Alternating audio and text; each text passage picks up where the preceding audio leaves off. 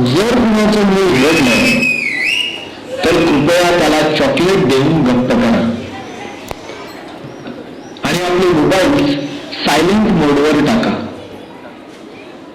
प्रस्तुत बालनाट्य मुंशी प्रेमचंद यांच्या स्मृतीस अर्पण.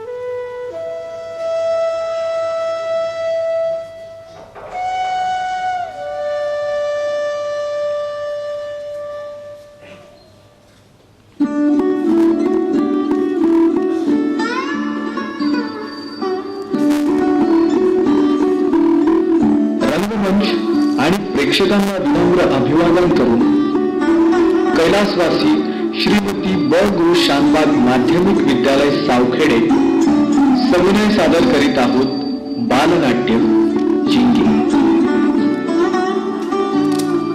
नाट्य रूपांतर आणि लेखन श्री मनोज पाटील, दिग्दर्शन योगेश पाटील, पार्श्वसंगीत प्रशांत चौधरी, प्रकाश योजना धनंजय पाटील, नेपथ्य नितीन सोनवणे, वेशभूषा आणि रंगभूषा सौ अनुराधा देशमुख.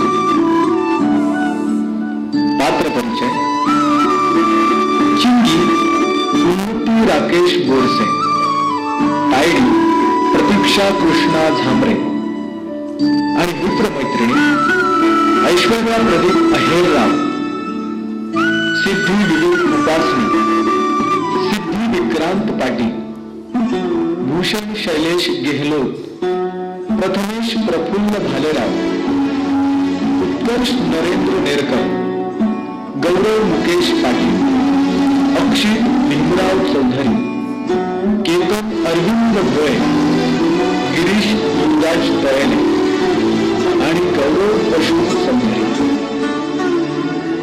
तर कैलासवासी श्रीमती ब गु शानबाग माध्यमिक विद्यालय सावखेडे सविनय सादर करीत आहोत बालनाट्य चिंगी.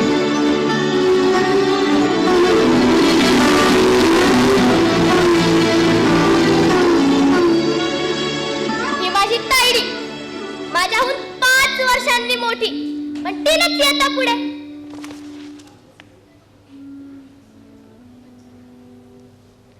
माझं वय 9 वर्ष, तिचं 14. म्हणूनच माझ्यावर नेहमी नजर ठेवून असते. तिला वाटतं की तिला माझी काळजी घेण्याचा जन्मसिद्ध अधिकार.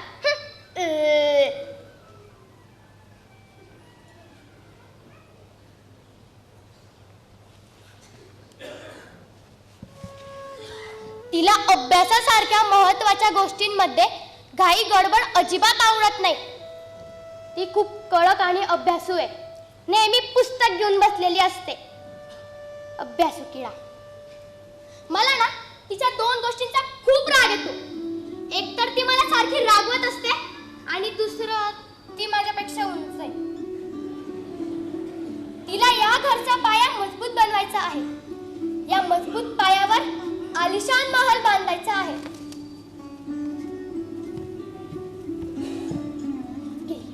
हे पुस्तक ना. तुम्ही इथे कशा? तायडी गेली का? गेली तायडी, या पटकन. अगं ते माझ्या ताईचं पुस्तक आहे. चिंगी, तू तायडी 9वीत आहे? अबे येडी का रे ही? यंटम कुठली? रोज एकच प्रश्न विचारते.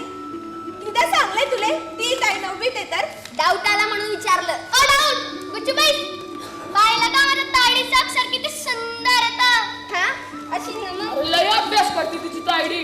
अभ्यास करून तकलीशी म्हणून पहा कशी चित्र काढली. कुत्रा हात किस पे काढला? ओ हे बघ काय लिहिलंय. आप बीती स्पेशल भाऊ भाऊ. दरअसल बंधू भगिनी. हे घंटे तो लिहिलं तर लय भारी, पण काही समजत नाही. मी तिने लिहिलेलं अनेकदा समजून घेण्याचा प्रयत्न केला, पण काही कळलंच नाही आणि तिला विचारण्याची हिंमतही झाली नाही. हे समजण्याचा प्रयत्न करणं माझ्यासाठी लहान तोंडी मोठा घास आहे. हे काय लिहिले हे पाहिजे. काय काय ओ आयडिया आली.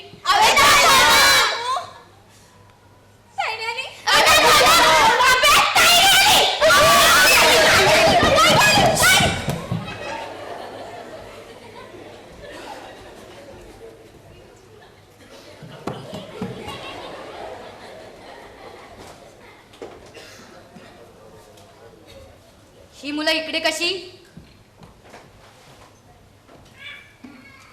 चिंगी, ही मुलं इकडे कशी आहे विचारते तुला. तुला अजूनही सांगते, अभ्यास कर. यांच्या नादी लागू नको. पण ताईडी चुप.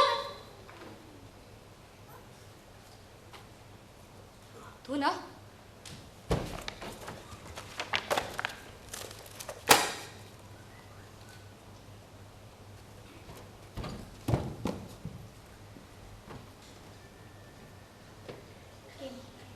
खरं सांगू का, माझं अभ्यासात चित्त अजिबात लागत नाही. 1 तास पुस्तक वाचणं माझ्यासाठी फार कठीण आहे.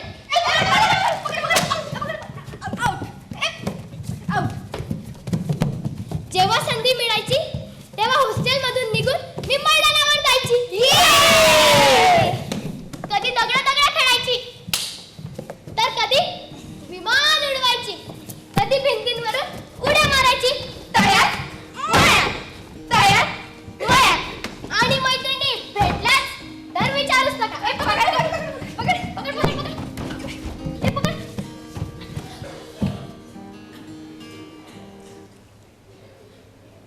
पण खोलीत जाताच ताईचं ते रौद्र रूप माझा जीव घ्यायचा. तिचा पहिला प्रश्न हाच असायचा, कुठे होतीस? नेहमी हाच प्रश्न, याच पट्टी. माझं मौन तिला सांगून टाकायचं की मला माझा अपराध मान्य आहे. यावर माझ्याकडे एकच उपाय होता, मौन. माहित नाही का, पण माझ्या तोंडून शब्दच फुटायचे नाही. की तायडी मी खेळायला गेले होते. मला माझी चूक मान्य होती. यावर ताईकडे एकच उपाय होता, मला रागवण्याचा. इंग्रजीचा असा अभ्यास करशील तर आयुष्यभर फक्त अभ्यासच करत राहशील. तुला एक अक्षरही येणार नाही. इंग्रजी शिकणं काही गंमत नाही. इंग्रजी कोणीही शिकू शकत नाही. असं असतं तर ऐरागेरा नत्तुखेरा कोणी इंग्रजीचे विद्वान झाले असते. इथे अभ्यासासाठी दिवस रात्र डोळे फोडावे लागतात. मग कुठे थोडंफार जमतं. पण मोठे मोठे विद्वान सुद्धा शुद्ध इंग्रजी लिहू आणि बोलू शकत नाही.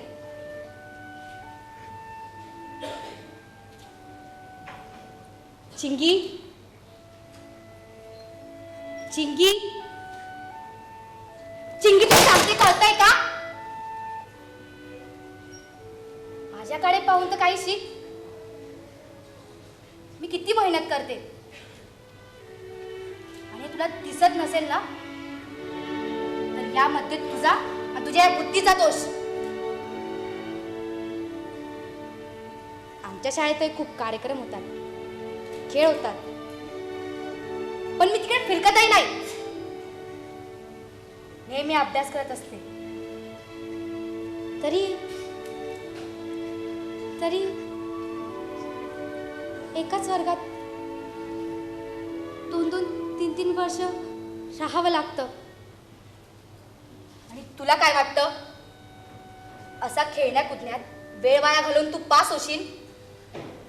असंच जर पुढे चालत राहिलं तर तू एकाच वर्गात आयुष्यभर चढशील. त्यापेक्षा तू घरी जा. घरी जा आणि तिने मज्जेने दगडा दगडा खेळ. बाबांच्या कामाचे पैसे कशाला वाया घालवतेस? कळतंय चिंगी?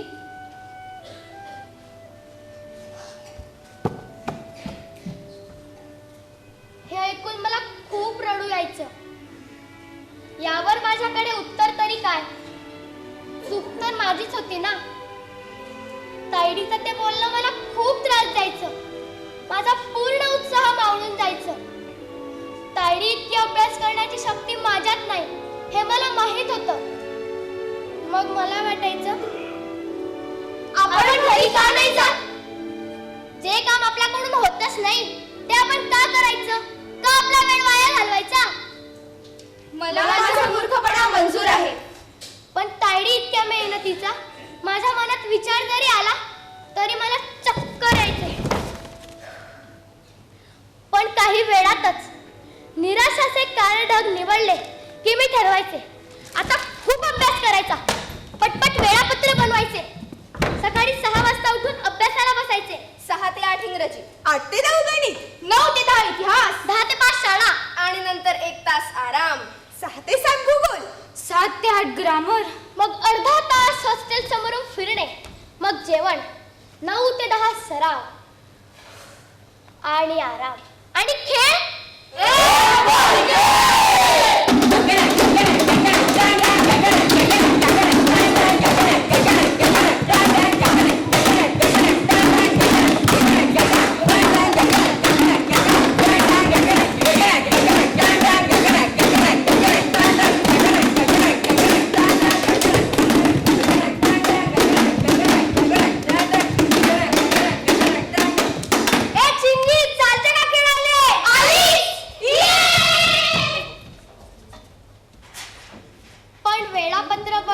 वेगळी गोष्ट आणि आचरणात आणणं ही दुसरी गोष्ट. पण ती मैदानावरील सुखद हिरवळ, ती हवेची मंद झुळूक, ते उत्साही खेळ, तो वेग, तो आनंद यांची अज्ञात शक्ती मला मैदानावर घेऊन येत असे. ते जीव घेणं वेळापत्रक, ते डोळे फोडणारं पुस्तक यांचा मला विसर पडत असे. आणि तिला मला उपदेश करण्याची संधी मिळायची. मी तिच्यापासून खूप दूर पळायची. आमच्यातलं अंतर वाढतच होतं. मी खोलीतही चोर पावलांनी जायची. तिने पाहिलं तर माझा जीव जाईन की काय असं वाटायचं. डोक्यावर नेहमी टांगती तलवार असल्यासारखं. मी तिचं रागवणं सहन करत होते, तिचं कडूबोल सहन करत होते. पण मोह आवरला जाईल तो माणूस कसला. तरीही खेळापासून दूर राहू शकत नव्हते. वार्षिक परीक्षा झाली. मी पास झाले. वर्ग तायडी तुझी तायडी नापास झाली. नापास? माझ्यात आणि तिच्यात फक्त 2 इयत्तेचं अंतर राहिलं होतं. असं वाटत होतं तायडीला खूप बोलावं. कुठे गेली तुझी घोर तपस्या?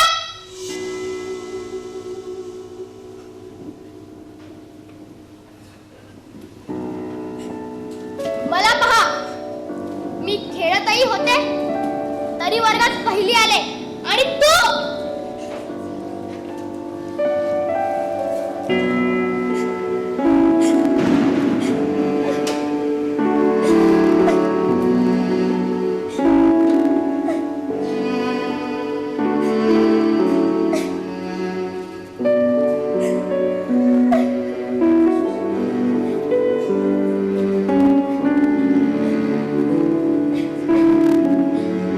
पण तिचा दुःखी आणि उदास चेहरा पाहून मला तिची दया आली. मी तिच्याबद्दल असा विचार करू शकते म्हणून स्वतःची लाजही वाटली. पण मी आता बिंदास खेळायला लागले होते. तायडीचा दाब कमी झाला होता. यात्री कृपया ध्यान दे, सूर्य एक्सप्रेस आ रही है.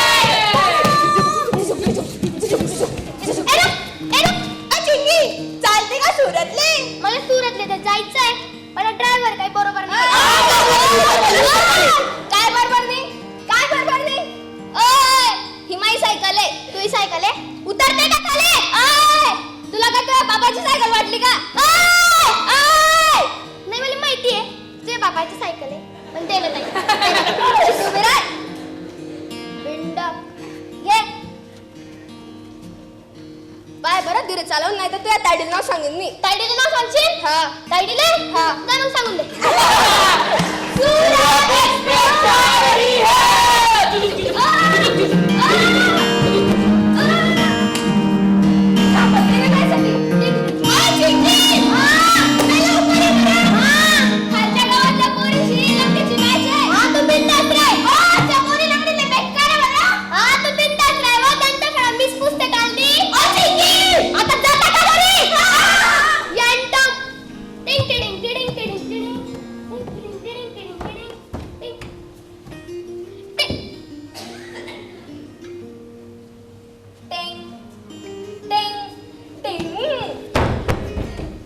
मी खूप दमले होते.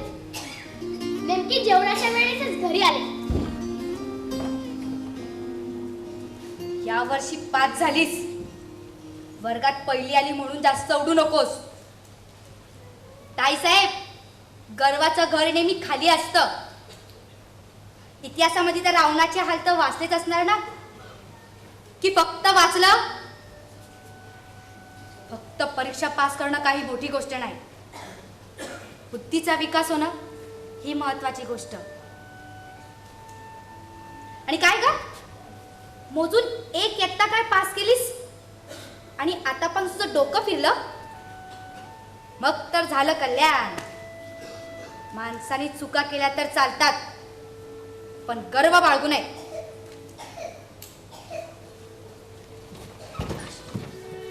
आणि हो, माझ्या नापास होण्यावर जाऊ नकोस. माझ्या वर्गात येशील ना, तो भूमिती, बीजगणित आणि हा हा हा असला हा इंग्रजांचा इतिहास शिकावा लागेल ना, तेव्हा तुला कळेल. अगं 8 तर हेनरीच झाले. कोणत्या हेनरीने काय केलंय हे लक्षात ठेवणं साधी गोष्ट नाही. हेनरी 7व्या ऐवजी 8वा जरी लिहिला तरी आपल्याला मिळतो भोपळा. काय मिळतो? भोपळा.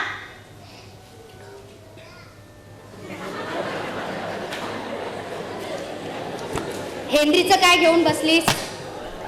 तो कुठला काय तो बराच ना, तो विल्यम्स आणि तो चार्ल्स.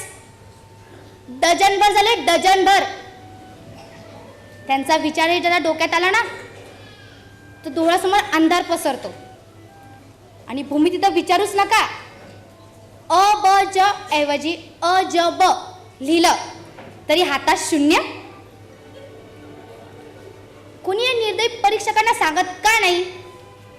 वरण भात पोळी खा की भात वरण पोळी, पोट्ट भरतच ना. पण नाही, त्यांना त्याच्याशी काय, ते फक्त एवढं पाहतात की हे पुस्तकात आहे का. त्यांना असं वाटतं मुलांनी पुस्तकातलं अक्षर अक्षर रटून टाकावं आणि या रटण्याचं नाव आहे शिक्षण. मग अशा शिक्षणाचा फायदा तरी काय. पण परीक्षा पास करायची असेल ना तर हे सर्व करावंच लागतं. त्यांना काय सांगून टाकतात, वेळेचे बंधन यावर थोडक्यात निबंध लिहा. म्हणे थोडक्यात, पण तो निबंध 4 पानांपेक्षा कमी नसावा. किती? 4 पानांपेक्षा. अरे सर्वांना माहिती आहे वेळेचे बंधन ही खूप चांगली गोष्ट. माणसाने आयुष्यात वेळ पाळल्याने संयम येतो, कामात प्रगती होते. मग आता एवढ्या गोष्टीसाठी 4 पानं लिहिणं हा तर वेळेचा दुरुपयोग झाला ना. मला वाटतं माणसाला जे काही सांगायचं आहे ते त्यांनी थोडक्यात आणि पटपट सांगून टाकावं. पण नाही, 4 पानं लिहायचे आणि ते फुल स्केप. आणि एवढं लिहून सुद्धा मनाला समाधान नाही. ही एवढी गोष्ट लहान मुलांना देखील कळते, पण या परीक्षकांना नाही. म्हणून म्हणते माझ्या वर्गात येशील ना तेव्हा तुला कळेल. लाख मी नापास झाले असणार, पण तुझ्यापेक्षा 5 वर्षांनी मोठी आहे. आणि हा जग, या असल्या जगाचा अनुभव तुझ्यापेक्षा मला जास्त. म्हणून मी तुला कालही बोलत होती आणि आजही बोलते, मनाची खुणगाठ बाजून ठेव.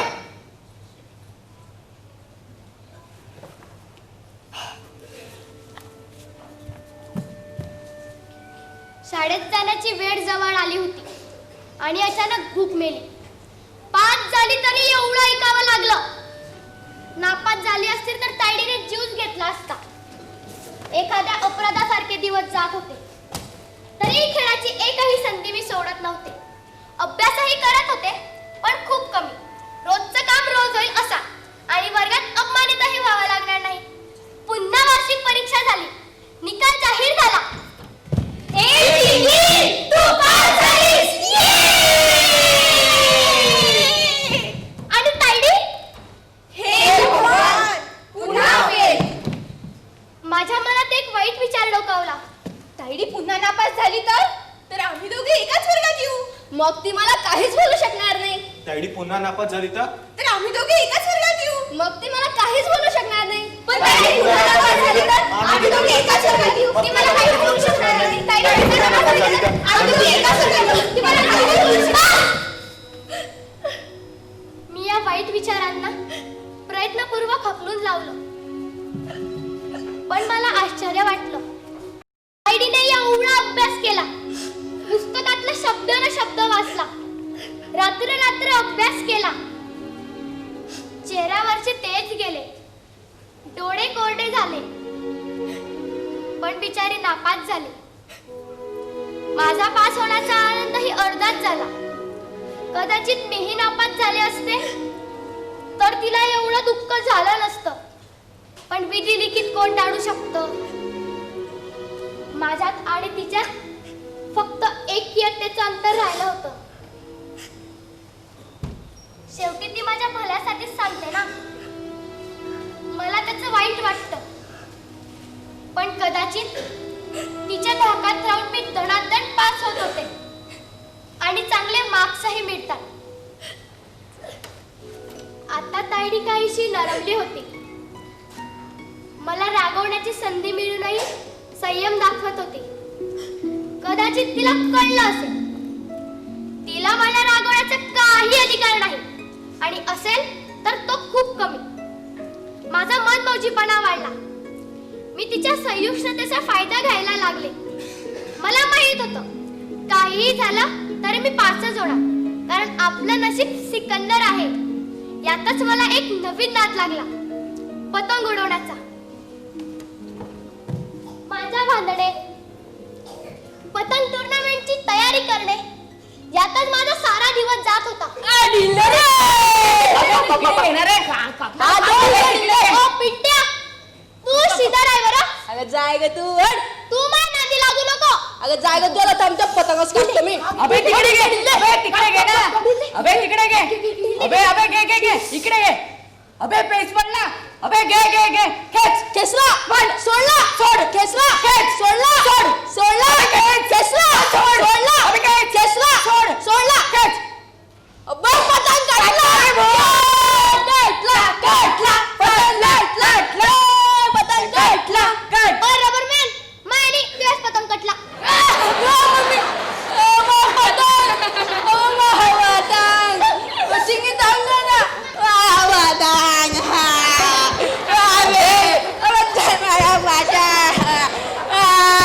बोंबली नको पतंग चालला पाय अबे चाल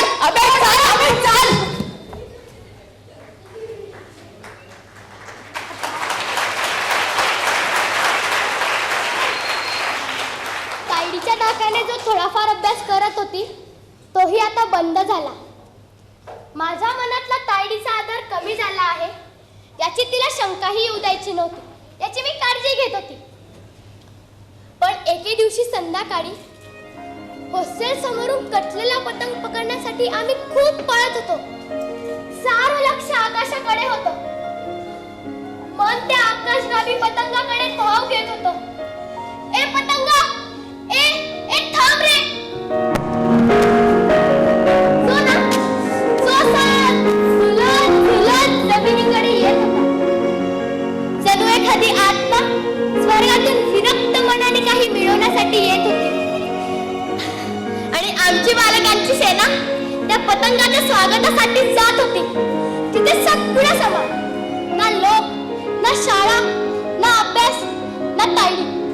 आणि आम्ही त्या पतंगामागे खूप पळत होतो.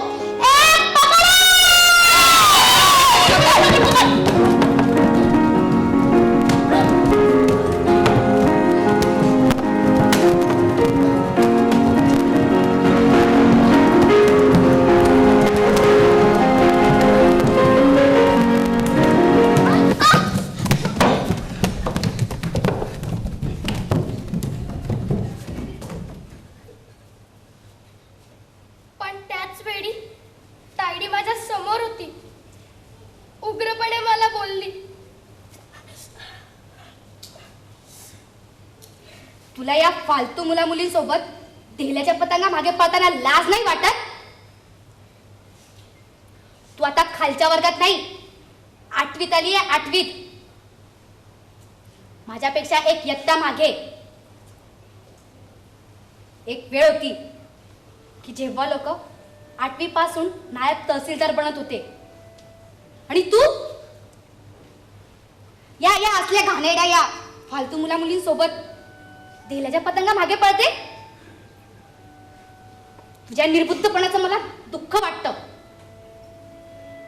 तुला वाटत असेल मी तायडीपेक्षा एक एकटेने मागे, तिला मला बोलण्याचा अधिकार नाही, तरी तुझी चूक. मी तुझ्यापेक्षा 5 वर्षांनी मोठी आहे आणि भलेही तू उद्या माझ्या वर्गात येशील आणि परीक्षकांचे असेच हाल राहिले तर एका वर्षानंतर कदाचित पुढेही निघून जाशील. पण आपल्यातलं 5 वर्षाचं अंतर तू काय तर देवाही कमी करू शकत नाही.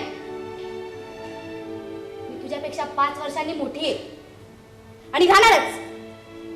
मला जगाचा जो अनुभव आहे त्याची बरोबर तू करू शकत नाही. भले शिकून तू MA PhD कर, पण समज पुस्तक वाचून येत नाही. आपल्या आई बाबांनी काही वर्ग पास नाही केले आणि आपण कितीही शिकलो तरी त्यांना सांगण्याचा अधिकार नेहमी राहणार. यासाठी नाही की ते आपले जन्मदाता आहे, तर यासाठी की त्यांना आपल्यापेक्षा जास्त अनुभव आहे. असे कितीतरी लोक आहेत की ज्यांनी शिक्षण नाही घेतलं पण अनुभव आणि समज यामध्ये ते मोठे. म्हणून ताईसाहेब, हे मनातून काढून टाक की तू माझ्याजवळ आली आहे आणि स्वतंत्र आहे. मी असताना तुला अशा चुकीच्या रस्त्याने भटकूही देणार नाही आणि तू माझं ऐकलं नाही ना तर मी याचाही उपयोग करू शकते.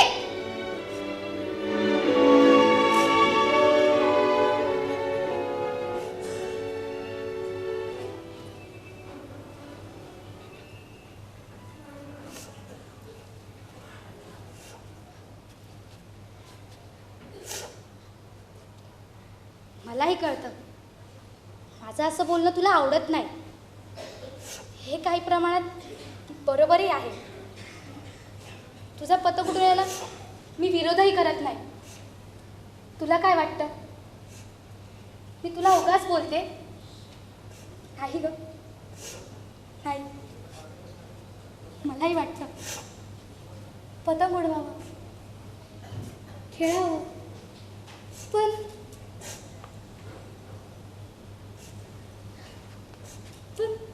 स्वतः चुकीच्या रस्त्याने चालायला लागली. तुझी रक्षा कशी करू? ही पण तर जबाबदारी माझी ना. तायडी, तू जे बोलते ते बरोबर आहे ग. तुला मला बोलण्याचा पूर्ण अधिकार आहे.